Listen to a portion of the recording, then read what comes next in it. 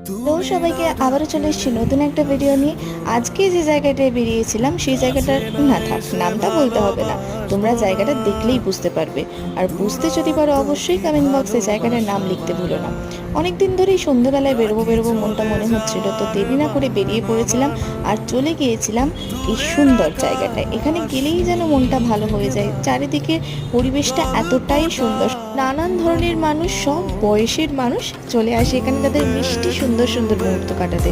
আর আমি কিন্তু এখানে যতবারই গেছি কোনোদিন এই জায়গাটা খালি দেখিনি। চলো বেশি বক বক করবো না, আমরা সোজা চলে গিয়েছিলাম খাবারের জায়গায়।